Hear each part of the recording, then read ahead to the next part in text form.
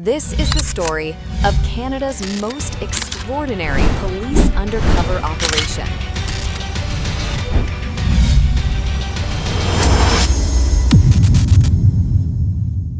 A 22-year-old man named Michael Bridges sat down in the stands of a professional hockey game. Michael lived in a city called Brandon. For the last year, Michael's life had gone really badly. He was struggling financially, he'd gone through a recent terrible breakup, but then he'd won a sweepstakes and gotten an all-expenses-paid trip to Calgary for this hockey game. The stocky guy sat down right next to Michael, and he said, "I won this ticket in a sweepstakes." And Michael was like, "Dude, me too." As the hockey game ended, Brock asked Michael if he wanted to go together to a strip club. And as soon as they got there, Brock appeared to have a lot of money. Michael thanked Brock for making this such a fun night, and he said he really didn't want to leave and go back to his hometown of Brandon. Brock stopped and he's like, "I'm moving to Brandon for work. If you help me find an apartment, maybe I can repay the favor by helping you get some work."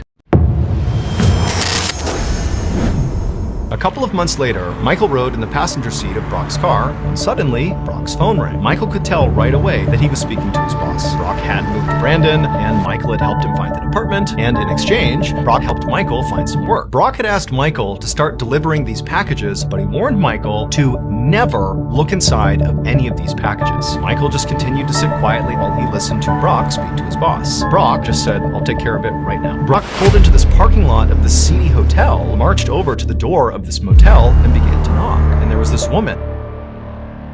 He watched as Brock punched this woman in the face. And then Brock calmly walked back to the car. "Don't tell anyone what you saw."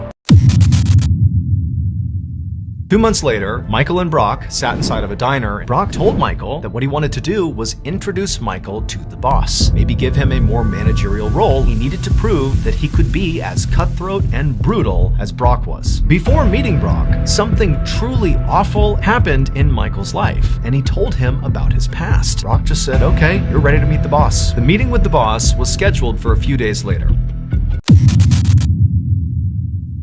Michael showed up to this fancy hotel, and then the two of them walked upstairs to a particular hotel room. And Brock said, "Why don't you just run me through your story one more time before you meet the boss?" And went through his story one more time. There was a knock on the door.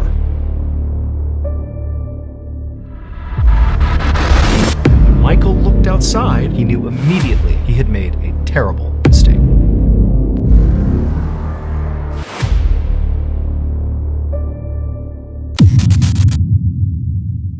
Turn out that sweepstakes that Michael had won, somebody had set that up just so Michael could meet Brock. Those packages that Michael was delivering, it was just packages that contained cooking flour. And that woman that Michael watched Brock beat up at the motel, she was acting, and so was Brock. Brock was an undercover officer running an elaborate sting to get Michael to confess to his crimes, while secret cameras inside of that hotel room recorded every single word he said. Michael's crime was murder. 2 years earlier, his girlfriend, Erin Chorney, had tried to break up with him. He attacked her, and then he drowned her in the bathtub. And so this was the story he told Brock. And so when they heard that knock on the door, he saw a whole bunch of police officers coming into the hotel room to arrest him. Erin initially was last seen by her mother on the evening of April 21st, 2002. She actually wasn't reported missing for several days afterwards. And that was simply because Erin had been known to disappear for a couple days. When she was in party mode, she would stay with friends, wouldn't check in with family, so it wasn't all that unusual.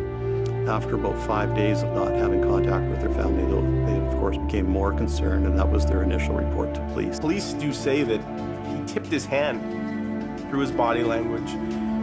He slipped a few times and spoke of Erin in the past tense, which they say somebody who didn't have direct knowledge that she was already dead would not have done. Somebody you care about goes missing and you think she's still alive, you wouldn't be talking about her in the past tense, and he did. Well, initially, Mike Bridges was simply a person of interest in the investigation. We felt strongly that he likely had some knowledge of where Erin had gotten to. Sergeant Paulson and I discussed the possibility of using an undercover operation in this investigation.